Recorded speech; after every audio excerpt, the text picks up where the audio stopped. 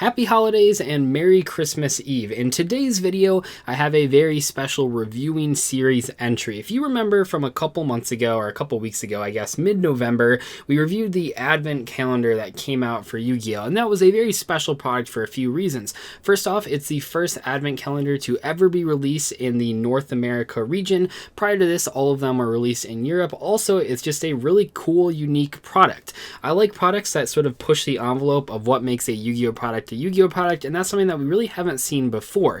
More importantly though, because I opened it so early, many of you have probably forgotten about the cards inside. I actually really like the advent calendar. I know it didn't get the highest rave reviews from every single Yu-Gi tuber out there, but I actually thought from a casual standpoint and from a younger player standpoint, I would have been thrilled to get that as a product when I was growing up. And if you were following throughout all of December, if you were opening an advent calendar day by day, you'll already know all these cards. But if you weren't doing that, allow me to walk through all 24, yes, all 24 of the advent calendar cards and review them from a competitive standpoint. That might seem ridiculous because you're saying, well, this is a casual product, and while I totally accept it as that type of product, what's cool about this is that there actually were several competitive cards added to this advent calendar. Maybe from a value standpoint, it wasn't the best Yu-Gi-Oh! Product, but from the sheer fun standpoint of opening a new Yu-Gi-Oh! Card every single day, I think this product really knocked it out of the park. Anyway, without further ado, let's jump right in at number 24, which I'm not going to keep track of the numbers as we go along here. Ceremonial Belle. So Ceremonial Belle is what you first open when you start this advent calendar process. It's not that good of card. Both players play with their hands revealed. That's kind of an interesting mechanic that we've seen a few times. I think the most notable reason we've seen it see play is respect play. The reason respect play is always talked about is when cards like dangers are out, the dangers actually need to reveal themselves from your hand. So if your hand is already revealed, you can't actually activate them. Now that hasn't actually been a competitive thing, and you wouldn't play it on a monster card like Ceremonial Belle, but at the very least it's an interesting mechanic even if the card itself isn't that good. Keeping with the Christmas theme, as many of these cards do, we have Box of Friends. I love this card. I've made a ton of deck profiles using this card. I think Box of Friends is one of the most interesting cards out there. I remember when this thing was first revealed, we didn't know that it could only summon normal monsters, and they had to be different names, so a lot of people thought this card would be used to summon 2 Atlantean Dragoons from your deck. Obviously, that's not how this card works, but it's really funny thinking about how different cards can seem when they're first revealed versus when they actually come out. Anyway, Box of Friends isn't that competitive, but it's a cool card nevertheless. Next up we have GHOSTRIK Jack Frost, which is actually on the front side of the advent calendar. The next card is the back side of the advent calendar. Jack Frost is a fantastic card that has seen play in a variety of formats. Obviously the GHOSTRIK deck as an archetype isn't that popular or powerful, but GHOSTRIK Jack Frost in particular has seen play. It most recently saw play in the Going Second Spiral format. It was actually an excellent counter to Spiral Sleeper equipped with Spiral Last Resort because it's a non-targeting way to turn that card face down, and then you just run over the sleeper and blow up your opponent's entire board. Next up, we have the card that's on the back of the advent calendar, and that is GHOSTRIK YETI. Now this card admittedly is not that good. It does, however, fit the theme of Christmas and advent calendars just in general. But yeah, of all the GHOSTRIK cards to put on here, I guess I understand if they wanted like 2 GHOSTRIK cards on the advent calendar for some reason. This is really the only other one that they could go with because it is sort of winter themed. Not the best card from a card standpoint though. The next card is Ice Queen, which is a level 8 spellcaster monster. I always thought this card was cool. So it says it cannot be special summoned from the graveyard. When this face-up card you control is destroyed and sent to the graveyard, you can target 1 spell card, add it to your hand. You must have 3 or more spellcaster type monsters in your graveyard to activate and resolve this effect. The idea of spellcasters adding back spell cards from your graveyard to your hand is always something that I'm a fan of. Things like Dark Magician of Chaos and even Magical Something are sort of interesting ways. I think that spellcasters interacting with spell cards is always a cool mechanic. The main problem with this card is that this card can't be special summoned from the graveyard, so you can't just continuously recycle it.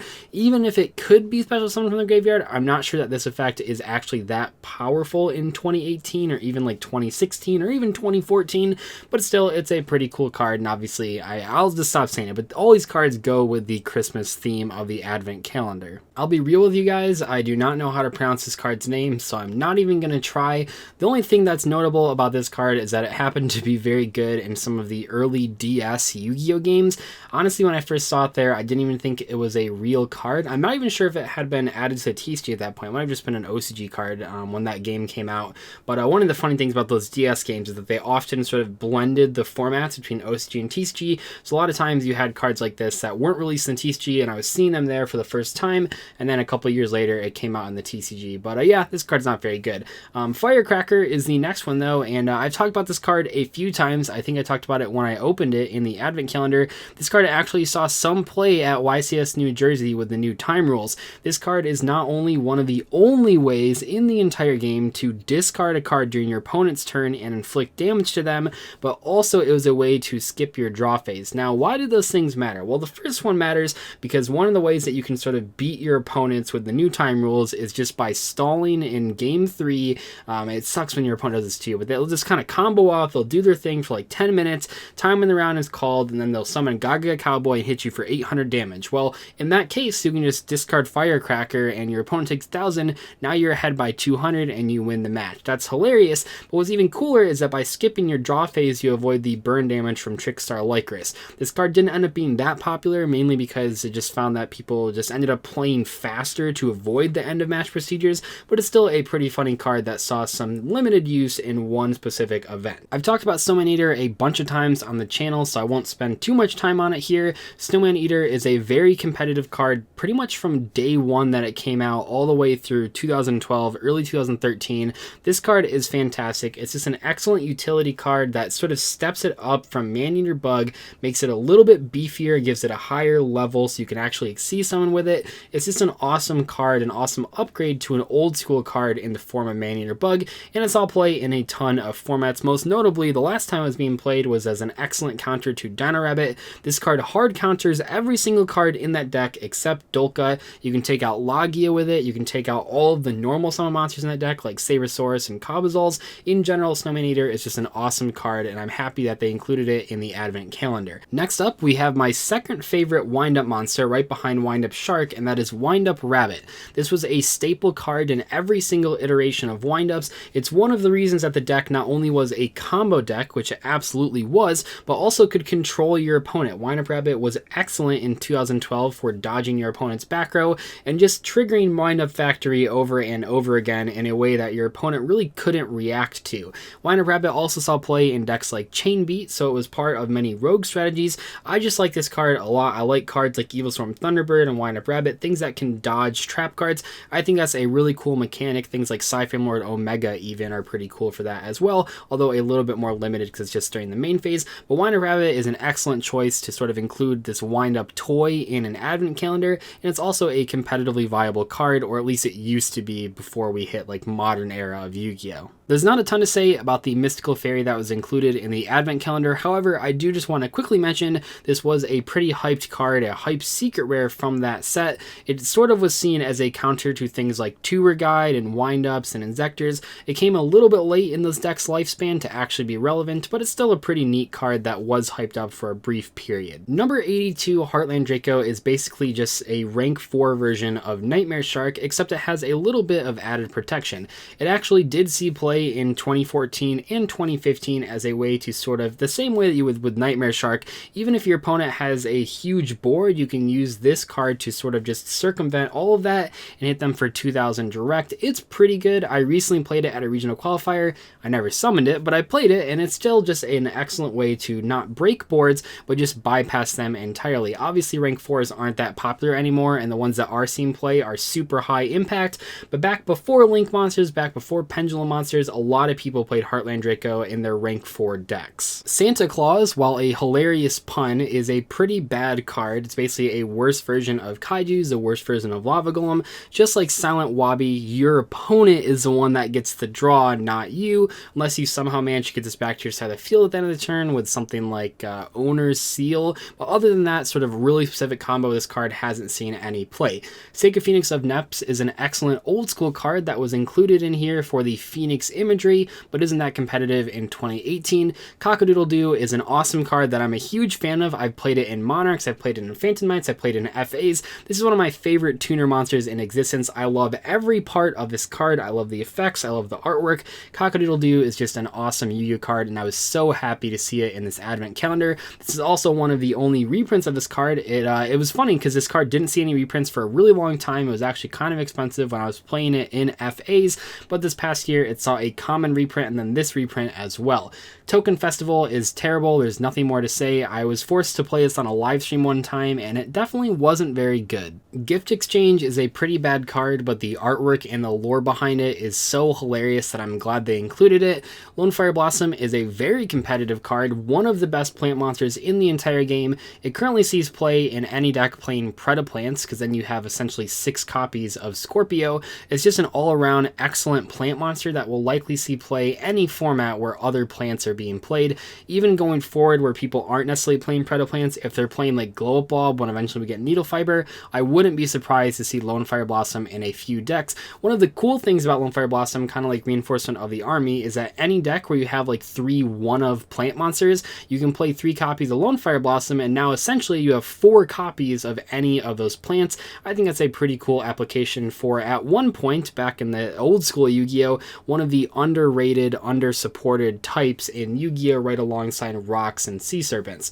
Hoshin Gen is a very bad card, but obviously fits the theme of being the Christmas star. It does have a pretty good Link monster that I wish they would have included in here instead, but that card I guess looks a little too edgy for an advent calendar, so I guess I see why they went with the original. The Mystical Beast of the Forest is a card that only Baby Raccoon players play, but to be fair, this is a pretty cool reprint. It's the first holographic print of this card, and Baby Raccoon players everywhere, all 4 of them, are very excited for that reprint. Actually, when I opened the advent calendar, I mentioned that, and a couple people that play Baby Raccoons said that they were very excited. So that's cool. It's cool to sort of in this low-key set to give Baby Raccoon players a very rogue strategy that a couple people like, a boost in rarity. Toy Magician is a card that is not very good, but obviously fits the theme of the advent calendar. This card was actually very hyped up when it came out. It was sort of the first time Konami experimented with this. Eventually we got Silver Sentinel, and eventually we got the artifacts, which are like the best version of Toy Magician, but this is where it all started like 10 years ago.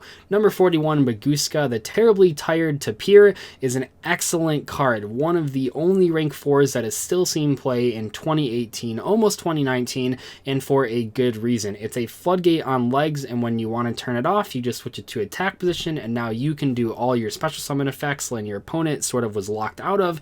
It's just an excellent rank 4 monster, and if you are playing a deck with a lot of rank 4s or a lot of level 4 monsters, you definitely should be playing number 41 as an awesome defensive option to use on your first turn. I probably don't need to tell you this, but Ghost Reaper and Winter Cherries is the most competitive card out of this entire advent calendar. It's a card that has seen play in side decks consistently for the past year. It's an excellent counter to some of the most degenerate decks out there, like Pendulum FTK and Goki FTK and Danger FTK, all these different decks out there that are extra linking you or FTKing you. Ghost Reaper and Winter Cherries gets the job done. If you didn't have your copies, the advent calendar makes it as cheap as possible to pick them up. You can pick these up for like $1 online, which is awesome. If you didn't have Ghost Reaper and Winter Cherries, now you do, and that makes the advent calendar a good purchase for a lot of people. Hey Trunade is an awesome card in Duel Links, but not that good of card in the TCG. I just talked about this card in yesterday's video, actually, with the 5 overhyped cards from the past couple years. It's not a terrible card, and it's a cool card for the kids that are probably getting these advent calendars because they might not necessarily have cards like Evenly Match, but obviously from a competitive standpoint, it's not the best. The last card out of the advent calendar is Token Bomb. It is hilarious to put this as the last card. I love the pun. I love the lore behind it. Obviously not that competitive. Anyway though, hopefully you guys enjoyed today's discussion video on all these advent calendar cards, all 24 of them in one video. It was a lot to cover, but we did it. Anyway though, I hope you guys have a Merry Christmas tomorrow if you are celebrating Christmas. Otherwise, Happy Holidays.